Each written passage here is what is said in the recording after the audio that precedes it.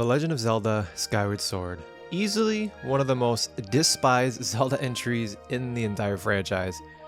I'm of the minority though that thoroughly enjoyed Skyward Sword to the point where it's in my top 5 most loved Zelda games. And depending on how Skyward Sword HD turns out, it just might slowly rise to the top of that list. Whether you loved Skyward Sword like me, or hated it for whatever reason, I think that there is just so much to unpack in this adventure. I'm D-Rock with Zelda Theory, and I think I might have some interesting facts to share with you about Skyward Sword, and they might potentially be things you missed. All this coming up.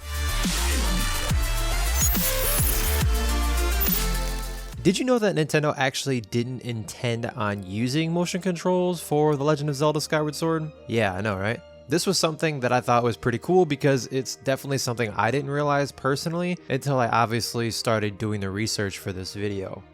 During the lifespan of the Wii and the Wii U era of Zelda titles is the incorporation of motion controls and how they sort of intertwine them into the gameplay.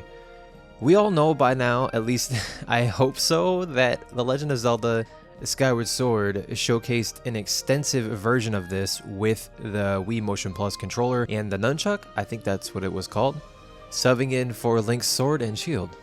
What I thought was pretty epic to find out is that these additions, the Motion Plus controller and the nunchuck, were added extremely late into the development of Skyward Sword. Are you with me?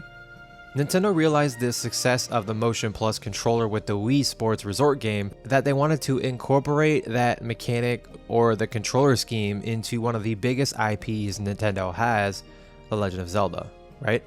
Nintendo failed a lot at nailing the control scheme originally, but after the equipment's improvement over time, it was then properly installed into many aspects of the game. Even when Skyward Sword eventually did release, the controls still weren't perfect. I think we all remember what happened when Nintendo tried to display the motion controls at E3 that one year. Let me know in the comments if you have that memorized, that certain situation that happened. That, and plus the fact that on my personal playthroughs of the game, the recalibration process was so annoying, and I've talked about this numerous times, and honestly it's probably one of the biggest things that deter fans from picking up the game. Well, hopefully with the HD remaster, things will be different. I have a feeling this game will rise to the top of a lot of Zelda fans' list. Another fun fact I found is that Skyward Sword is actually one of the games in the series to introduce the Hylian language that you and I have come to adore and spend numerous hours trying to understand. Wait, it was just me? The Zelda series creates a rich world that has so many intricate details that don't necessarily get explored to great depth within the games, yet devoted fans like you and me dig deep and find way more lore out of the scraps of information that a lot of people tend to overlook.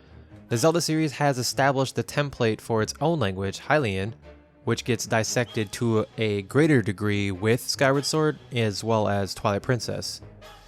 Now if you're curious like I was, in Twilight Princess, the Hylian writing system for the Twilight era is a cipher based on the Latin alphabet used in English, but with no letter casing. Pretty cool, right? It appears most of the time in Twilight Princess on signs and maps throughout Hyrule, with a few lexical errors commonly surrounding Japanese transliteration of English, causing L and R to be used interchangeably.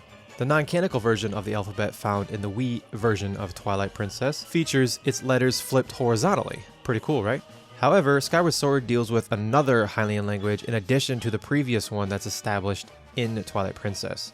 It further explains this universe and adds a greater degree of realism to the whole concept of the Hylian language you see across the Legend of Zelda series. Specifically in Skyward Sword, the Sky Era alphabet appears exclusively in Skyward Sword, right?